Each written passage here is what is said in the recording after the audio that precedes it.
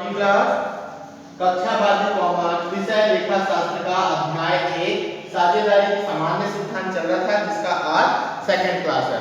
First class में मैंने साझेदारी क्या होता है, साझेदारी संलेख किसे कहते हैं, साझेदारी की विशेषता और साझेदारी के उद्देश्य के बारे में मैंने पढ़ाया था। आज हमारा सेकंड मतलब फर्स्ट के बाद नेक्स्ट क्लास है। आज हम लोग पढ़ेंगे साझेदारी संलेख में अभाव में लागू होने वाले नियम। यदि साझेदारी संलेख बताया था कि साझेदारी संलेख क्या होता है।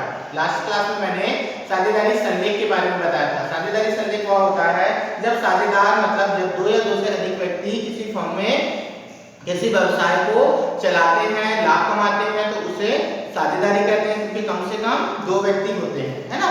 उसके बाद आगे बताया था वो दोनों अपने नियम, अधिकार, कर्तव्य, साझेदारी का संचालन किस प्रकार करना है, इन सब नियमों को एक संलेख तैयार करते हैं, समझौता या ठहराव जिसको बोला जाता है, उसे तैयार करते हैं। तो उसमें क्या होता है, साझेदारी संलेख होता है तो उसकी प्रमुख बातें और सामान्य बातों के बारे में मैंने चर्चा किया था लास्ट क्लास में। आज हम लोग साझेदारी संलेख, यदि कोई साझेदार या जब साझेदारी बनता है ना, और उसमें संलेख नहीं बनता, मतलब उनके बीच में कोई भी समझौता नहीं होता, केवल लोग आपस में मिलकर व्यवसाय को करते हैं और आपस में कोई भी समझौता नहीं होता, तो ऐसी स्थिति में उन पर कौन कौन से नियम लागू होंगे, या ये बोल सकते हो साझेदारी संलेख के अभाव में कौन कौन से नियम लागू होंगे। तो बोलता है पहला, व्यवसाय का संचालन। अगर साझेदारी संलेख नहीं बना है तब सभी साझेदार को व्यवसाय का संचालन करना चाहिए, किसी एक पर नहीं छोड़ना चाहिए। मतलब 5 साझेदार हैं तो पांचों के पांचों मिलकर व्यवसाय का संचालन करना चाहिए। दूसरा बोलता है कर्तव्यों को पूरा करना, जो जो उनके कार्य विभाजित हैं, जो जो उनके कार्य हैं, अपने कार्य को संपूर्ण रूप से पूरा करना चाहिए। उसके बाद अगला बोलता है मतभेद का निपटारा। व्यापार से संबंधित किसी साधारण बात पर मतभेद हो तो निपटाना साझेदार की बहुमत से किया जाए, किंतु व्यापार के स्वभाव परिवर्तन समस्त साझेदार सहमति के बिना नहीं किया जाए। अगला होता है हिसाब किताब का निरीक्षण। हिसाब किताब का निरीक्षण, यदि व्यापार में लेखा पुस्तक रखते हैं, आप लोगों को पता है व्यापार में यदि लेखा पुस्तक रखा है तो उन सभी लेखा पुस्तकों का क्या करना चाहिए, साझेदारों को अधिकार है कि वह सभी पुस्तकों का निरीक्षण करें कि व्यापार की स्थिति क्या है, व्यापार किस प्रकार चल रहा है, कितने खर्च हो रहे हैं, कितना लाभ हो रहा है, कहां-कहां से पैसा हम ऋण के रूप में प्राप्त करे हैं या कहां-कहां पर पैसा हम दिए हैं। अगला आता है पारिश्रमिक। यदि साझेदारी संलेख नहीं है तो किसी भी साझेदार को पारिश्रमिक नहीं मिलेगा। साझेदारी संलेख नहीं है तो पारिश्रमिक, यदि कोई साझेदार काम करता है ना, और संलेख बना है तो संलेख में बता देंगे जो जो व्यक्ति काम करेगा उसको इतने इतने दिन का पारिश्रमिक, वेतन, बोनस, कमीशन सब मिलेगा। किंतु संलेख नहीं बना है, संलेख नहीं है मतलब समझौता नहीं हुआ, तो जब समझौता हुआ ही नहीं है तो वेतन का प्रावधान कैसे होगा, इसलिए वेतन या पारिश्रमिक साझेदार को नहीं दिया जाता। पढ़ रहा हूं, सुनना। किसी भी साझेदार को व्यापार में भाग लेने के लिए कोई पारिश्रमिक लेने का अधिकार नहीं होता। अगला बोलता है लाभ का विभाजन। यदि साझेदार, जैसे दो साझेदार हैं ए और बी, ये लगा रहा है 1 लाख रुपए, मान लो ये लगाया 1 लाख और ये लगाया केवल 10,000 रुपए, है ना, तो इसका ये कितना लगाया 1 लाख और ये कितना लगा रहा है 10,000। जब ऐसी स्थिति में समझौता नहीं हुआ है ना, याद रखना समझौता नहीं हुआ, ठीक, समझौता नहीं हुआ मतलब संलेख का अभाव है। ऐसी स्थिति में यदि ये 1 लाख लगाता है और ये 10,000 लगाता है, और अगर जो लाभ हुआ है तो ये बोलेगा ना मैं ज्यादा पैसा लगाया हूं तो मेरे को ज्यादा लाभ मिलना चाहिए, ये कम पैसा लगाया तो इसको कम लाभ मिलना चाहिए, ऐसा नियम तो होना चाहिए। किंतु जब संलेख का अभाव है तो जो लाभ होता है वो कैसे होता है, बराबर बढ़ता है, चाहे तुम कितना भी पैसा क्यों ना लगाओ, उससे कोई मतलब नहीं। यदि समझौता नहीं है तो लाभ बराबर बढ़ेगा, और समझौता है तो लाभ इनके अकॉर्डिंग बढ़ेगा, इनके अकॉर्डिंग मतलब इनके जैसा, चाहे जैसा भी निर्धारित करे, चाहे बोल दे मैं 90% लूं तुम 10% लो, मैं 50% लूं तुम 50% लो, मैं 60% लूं तुम 40% लो, ये समझौता होगा तब ये अपने से निर्धारित करेंगे कि लाभ कैसे बढ़ेगा।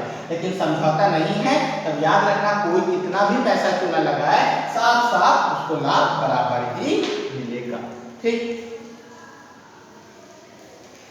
उसके बाद बोला गया है आगे पूंजी पर ब्याज। किसी भी साझेदार, जो भी साझेदार पूंजी लगाए हैं, अगर समझौता होता है तो साझेदार अगर पूंजी लगाए हैं तो पूंजी पर ब्याज मिलता है। वेतन, उनको अगर काम करते हैं तो वेतन मिलता है, कब, जब समझौता हुआ है। अगर साल में अगर बोनस मिलना है तो बोनस मिलता है, समझिए यदि उनको कमीशन मिलता है तो कमीशन मिलता है, अगर साझेदार पूंजी लगाए तो पूंजी पर ब्याज मिलता है। ये सब स्थिति कब होती है? जब साझेदारी पर समझौता हो। लेकिन यदि साझेदारी पर समझौता नहीं होता तो ऐसी स्थिति में सिंपल ये जितना लिखा है इसका मैं सार पढ़ देता हूँ, समझा देता हूँ। यदि साझेदारी संलेख नहीं हुआ है तो ऐसी स्थिति में साझेदारों को पूंजी पर ब्याज कुछ भी नहीं मिलेगा, वेतन, बोनस, कमीशन, पारिश्रमिक कुछ भी नहीं मिलेगा, है ना, ये सब कुछ भी नहीं मिलेगा।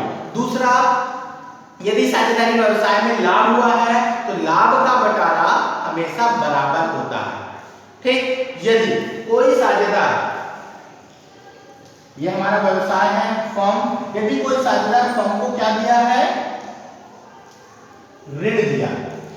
कोई साझेदार सपोज फर्म को ऋण दिया है, मान लो ये 10,000 रुपया फर्म को ऋण दिया, कौन? ए दिया है, ठीक है, तो इसको केवल ऋण पर 6% वार्षिक ब्याज, 6% वार्षिक ब्याज पाने का अधिकार है। किसको? जो साझेदार ऋण दिया। यहाँ पर ऋण कौन दिया है? ए दिया। तो ये ए यदि ऋण दिया है तो जितना रुपए ऋण देगा उसको 6% वार्षिक ब्याज, ये पूरा याद रखना, 6% वार्षिक दर से ब्याज दिया जाता है।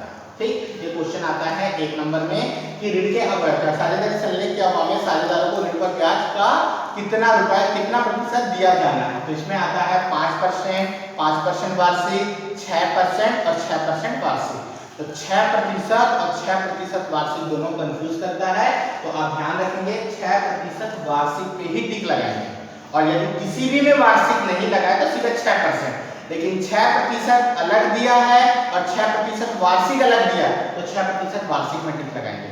ठीक, समझ में आया?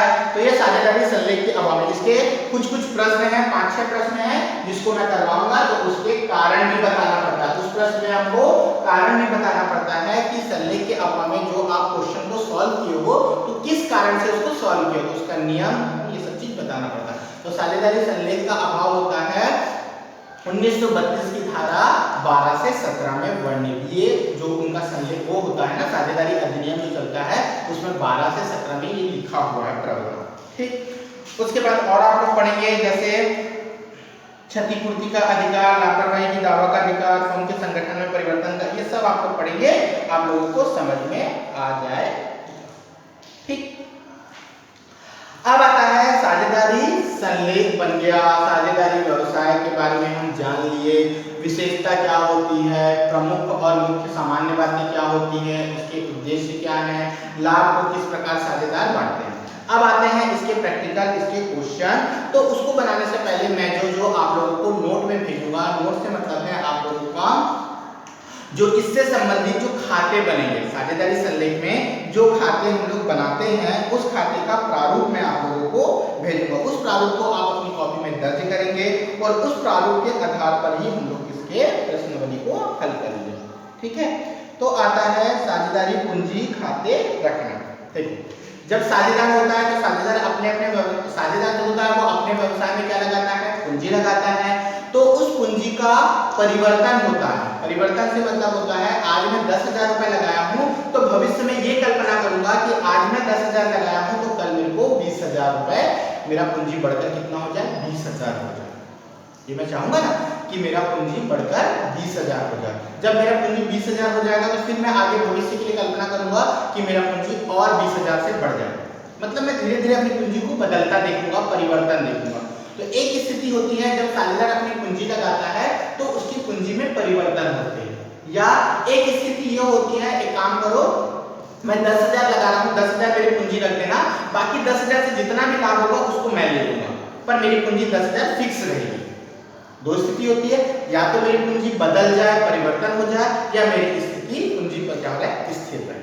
ठीक है, तो जब हम लोग साझेदारी संलेख के क्वेश्चन बनाते हैं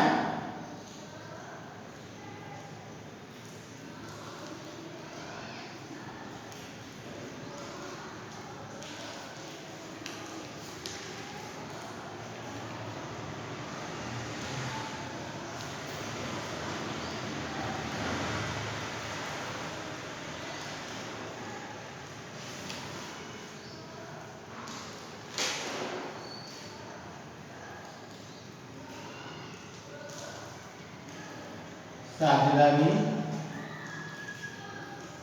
फॉर्म में खोले जाने वाले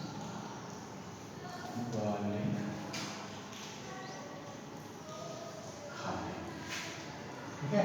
साझेदारी फॉर्म में खोले जाने वाले खाते, तो याद रखना पूंजी के आधार पर खोले जाने वाले खाते, ठीक है। पूंजी के आधार पर, पूंजी जैसी होगी उसके आधार पर हम खाता खोलेंगे। तो पहला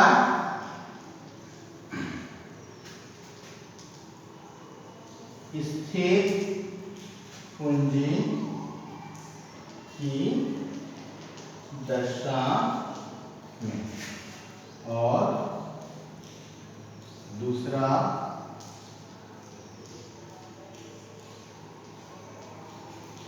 परिवर्तनशील पूंजी की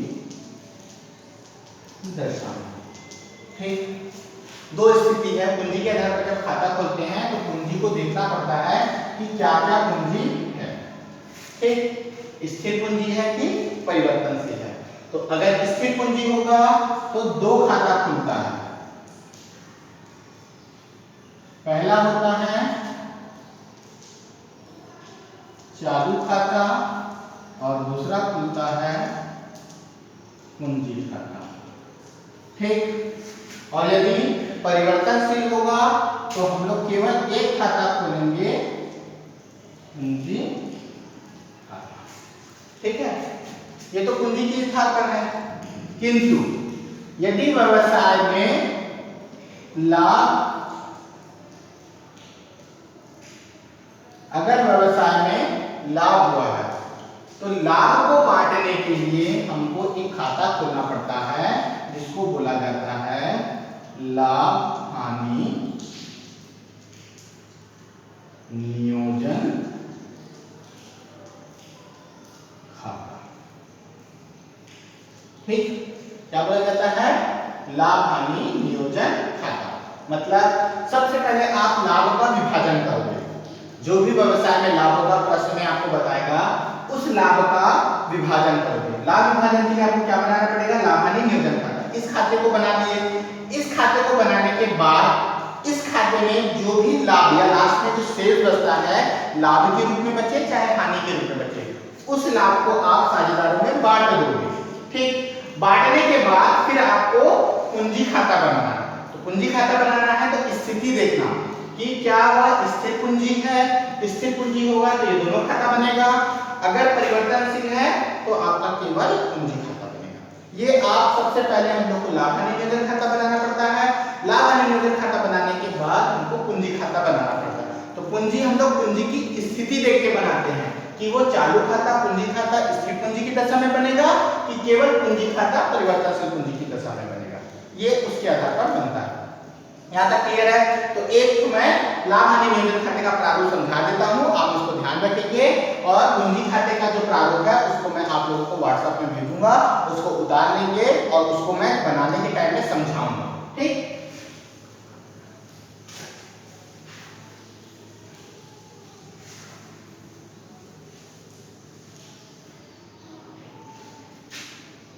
यहाँ पर लिखेंगे लाभ हानि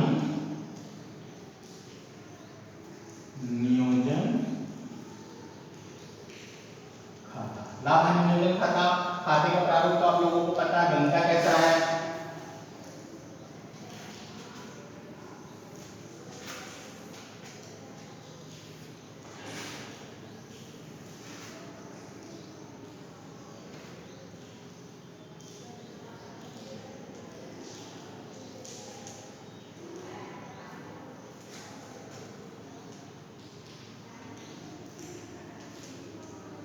ठीक, सबसे पहले हम लोग देखना प्रश्न में लाभ दिया होगा, वर्ष का लाभ, वर्ष का लाभ दिया होगा तो लाभ अगर होगा तो यहाँ पर लिखना शेष लाया गया, वर्ष का लाभ। ठीक। और अगर हानि होगा तो यहां पर लिखना शेष लाया गया, वर्ष की हानि। ठीक, लिख लिए। उसके बाद पूंजी खाता से। ठीक, यदि साझेदारों को पूंजी पर ब्याज देना है, ठीक, तो लिखना पूंजी पर ब्याज खाता से। दो साझेदार होंगे तो ऐसे लिख सकते हो ए और बी, उसका अमाउंट लिख दिए और इनको जोड़ के बाहर लिख दिए। वैसे वेतन खाता से अमाउंट बाहर, कमीशन खाता से। ठीक, ये सब लिख दिए है ना। पूंजी पर ब्याज, वेतन, बोनस, है ना।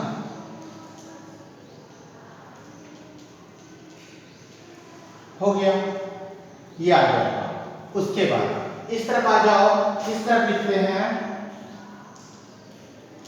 आहरण पर ब्याज खाता से। लिख दिए आहरण पर ब्याज खाता से। और यदि रुपए का आहरण किए हो तो उसको मत लिखना, लेकिन माल का आहरण होगा तो आहरण खाता से भी बोल के आएगा। ठीक, ये प्रारूप है। तो सबसे पहले वर्ष में अगर हानि दिया होगा क्वेश्चन में तो हानि को लिख लेना, लाभ दिया होगा तो लाभ लिख लेना। इस तरफ में पूंजी पर ब्याज, दो साझेदार है तो दो साझेदार का लिख लेना, वेतन ऐसी दो साझेदार का लिख लेना, कमीशन दो साझेदार का, बोनस। ये क्वेश्चन में आप लोगों को बताया। आहरण होगा तो आहरण पर ब्याज भी देगा, तो आहरण पर ब्याज खाता बोल के जैसे यहाँ पर लिख देना ए और बी, यहाँ पर और यहाँ पर, इसको जोड़ के अपन बाहर लिख देंगे। हो गया। अब दोनों तरफ को जोड़ते और घटाते हैं तो किसी ना किसी तरफ अंतर आएगा। अगर डेबिट तरफ में कमाया तो उसको लिखेंगे लाभ हानि खाता से, और ये आपका कहलाएगा लाभ। वही अगर क्रेडिट तरफ में कमाया तो लिखेंगे वही लाभ हानि खाता से, लेकिन ये क्या कहलाएगा हानि। और इसको ए और बी यदि दो साझेदार हैं तो उसके अनुपात में, जिस अनुपात में वो साझेदार होंगे उस अनुपात में बांट देना और क्वेश्चन को बंद कर देना। अगर यहाँ पर लाभ होता है तो उसको भी दोनों साझेदारों में बांट देना, यहाँ पर बाहर लिखना और इसको बराबर कर देना। क्लियर? ये आपका बना लाभ हानि नियोजन खाता। इसके बाद इसका नोट आता है नीचे, लाभ होगा तो हानि नहीं, हानि होगा तो लाभ नहीं। ठीक, लाभ हानि खाते के जो लाभ होते हैं इसको हम लोग लाभ या हानि को पूंजी खाते में लेके जाते हैं या चालू खाते में लेके जाते हैं। अगर स्थिर पूंजी होगा तो चालू खाते में जाएगा, परिवर्तनशील होगा तो पूंजी खाते में जाएगा। क्लियर? ठीक, उसके बाद इसका एक टॉपिक है वेतन, बोनस, कमीशन यदि लाभ के पहले का होगा तो खाते में लेंगे और अगर बाद का होगा तो खाते में नहीं लेंगे। ये आप लोगों को मैं क्वेश्चन में जब पढ़ाऊंगा तब समझाऊंगा। तो आज मैंने जितना बताया इसको याद रखना। नेक्स्ट क्लास में हम लोग हर टॉपिक के दो क्वेश्चन बनाएंगे और आगे बढ़ेंगे। कोशिश करेंगे इस चैप्टर को जल्दी से जल्दी कंप्लीट करें। तो जितना मैंने पढ़ाया इसको आप ध्यान रखेंगे। ठीक है।